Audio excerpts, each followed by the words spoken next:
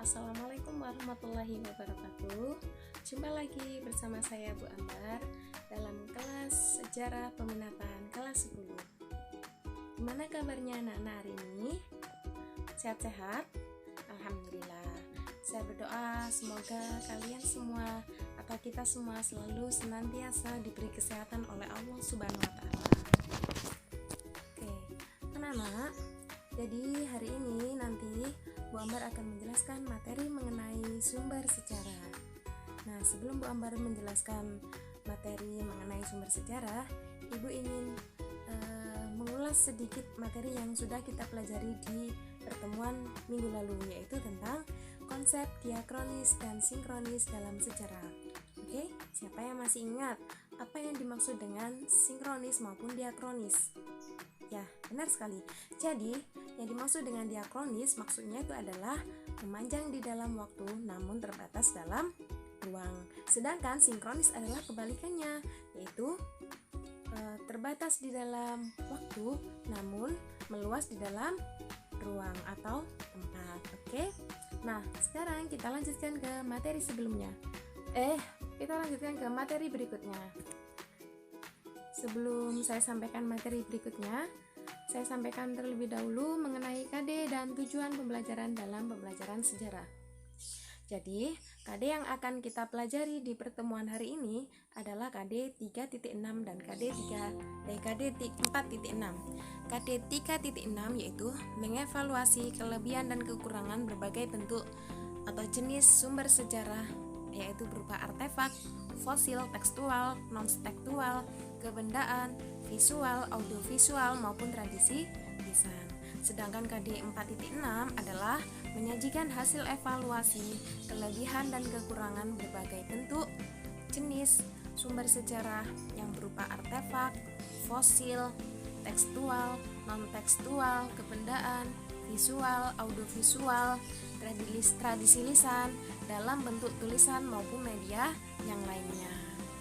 Sedangkan tujuan pembelajaran hari ini yang akan kita capai, yang ingin kita capai adalah setelah mengikuti kegiatan pembelajaran, seluruh siswa diharapkan dapat mengidentifikasi, memahami, menjelaskan, mempresentasikan dan menyelesaikan masalah berkaitan dengan klarifikasi dan pendalaman mengenai pengertian dan kedudukan sejarah sebagai bukti fisik, fakta sejarah, dokumen, artefak dan juga fosil.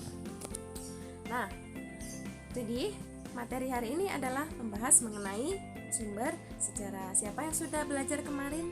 Siapa yang sudah membuka-buka buku, modul ataupun melihat dari internet, mencari dari internet apa yang dimaksud dengan sumber sejarah? Apa sih sumber sejarah itu? Mari kita simak. Jadi, menurut para tokoh di sini saya ambil ada 3 tokoh. Yang pertama menurut Muhammad Ali, sumber sejarah adalah segala sesuatu yang berwujud maupun tidak berwujud serta berguna bagi penelitian sejarah Indonesia sejak zaman dahulu sampai sekarang. Sedangkan menurut Sidi Ghazalba, sejarah adalah warisan yang berbentuk lisan, tulisan, dan visual. Sedangkan menurut Muhammad Yamin, sejarah menurut pendapatnya adalah kumpulan benda kebudayaan untuk membuktikan sejarah. Nah, dari ketiga tokoh ini saya simpulkan bahwa jenis sumber sejarah adalah berbagai benda warisan yang digunakan oleh sejarawan dalam rangka meneliti peristiwa sejarah dan berguna untuk membuktikan sejarah. Oke. Nah, bagi sejarawan, sumber sejarah itu sangat penting sekali dalam penelitian mereka. Kenapa? Karena sumber sejarah dianggap sebagai nyawa untuk merekonstruksi kembali peristiwa sejarah. Sejarah ada karena rekonstruksi yang dilakukan sejarawan terhadap sumber sejarah. Nah, di sini sumber sejarah dibedakan menjadi 2 jenis. Yang pertama, ada sumber sejarah berdasarkan bentuknya. Nah, siapa kemarin yang sudah membaca? Apa saja kira-kira sumber sejarah berdasarkan bentuknya? Kemudian yang kedua, sumber sejarah berdasarkan sifatnya. Oke, kita bahas satu persatu ya. Oke, kita mulai dari sumber sejarah berdasarkan bentuknya. Di sini ada sumber tertulis. Apa yang dimaksud dengan sumber tertulis? Maksudnya adalah sumber yang berasal dari keterangan yang tertulis berkaitan dengan peristiwa sejarah. Contohnya apa? Ada banyak sekali. Yang pertama ada laporan, kemudian yang kedua ada surat, yang ketiga ada surat kabar, yang keempat ada catatan harian, autobiografi, maupun teks proklamasi. Banyak sekali ya contohnya.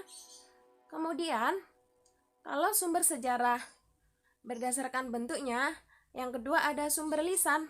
Apa yang dimaksud dengan sumber lisan? Nah, di sini saya menjelaskan bahwa sumber lisan itu berarti informasi yang disampaikan secara lisan oleh saksi sejarah atau pelaku sejarah. Contohnya apa? Ya, pelaku sejarah itu sendiri. Nah, kalau metode yang digunakan untuk mendapatkan sumber lisan disebut dengan oral history, yaitu sejarah lisan. Dari sini bisa dipahami ya anak-anak. Oke, kita lanjutkan ya. Kemudian sumber sejarah berdasarkan bentuknya ada lagi, tidak hanya sumber tertulis maupun sumber lisan, ada sumber benda. Contohnya apa? Nah, di sini Bu Ambar memberikan gambar. Ada Candi Borobudur, ada dolmen, ada fosil. Nah, semua benda-benda ini termasuk dalam sumber benda sejarah. Selain ketiga gambar ini, ada patung ya. Kemudian sumber selanjutnya adalah sumber visual. Visual berarti bisa kita lihat, namun tidak bisa kita dengar. Contohnya apa? Ada foto, sketsa, ornamen, maupun lukisan. Nah, yang terakhir, sumber sejarah berdasarkan bentuknya ada sumber audiovisual. Berarti tidak hanya bisa kita lihat, tapi juga bisa kita dengarkan. Contohnya apa?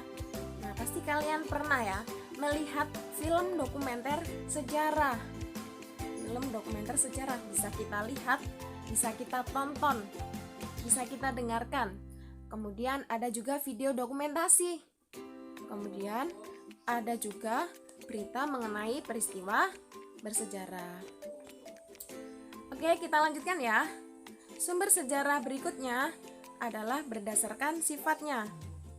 Nah, bagaimana sih cara kita mengklasifikasi sumber sejarah berdasarkan urutan penyampaiannya atau berdasarkan sifatnya?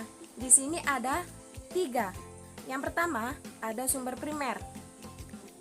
Kemudian yang kedua ada sumber sekunder. Yang ketiga adalah sumber tersier. Sumber primer berarti adalah yang utama. Nah, siapa sumber primer yang utama di sini yang dimaksud dalam sejarah, peristiwa sejarah? Yang pelaku itu sendiri. Pelaku atau saksi yang mengalami sendiri atau yang menyaksikan sendiri, yang sejaman ketika peristiwa tersebut terjadi. Jadi kesaksian langsung ya oleh para pelaku dari peristiwa sejarah itu sendiri.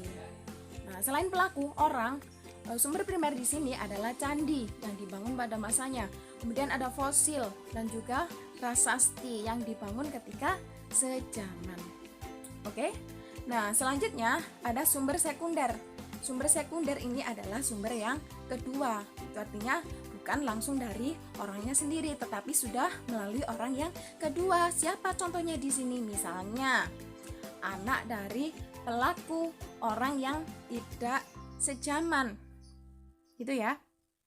Kemudian yang ketiga ada sumber tersier.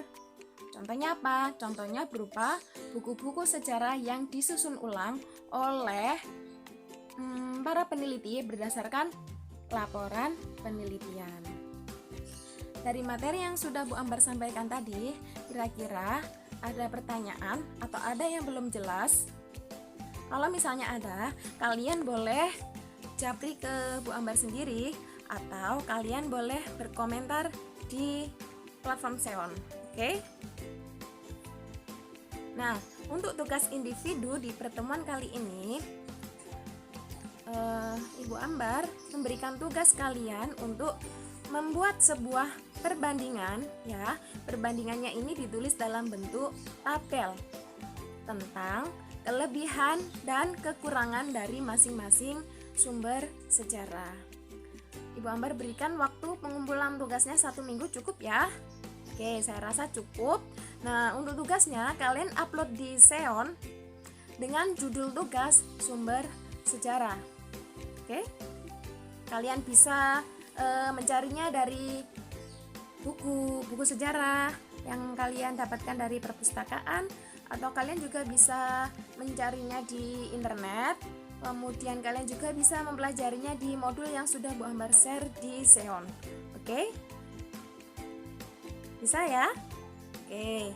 Nah, sebelum Bu Ambar akhiri, Bu Ambar ingin berpesan. Jadilah orang tidak akan belajar sejarah kalau tidak ada gunanya. Nah, kenyataannya bahwa sejarah terus ditulis oleh orang di semua peradaban dan di sepanjang waktu. Sebenarnya cukup menjadikan bukti bahwa sejarah itu memang benar-benar perlu. Bu Ambar kutip dari Kunto Wijoyo.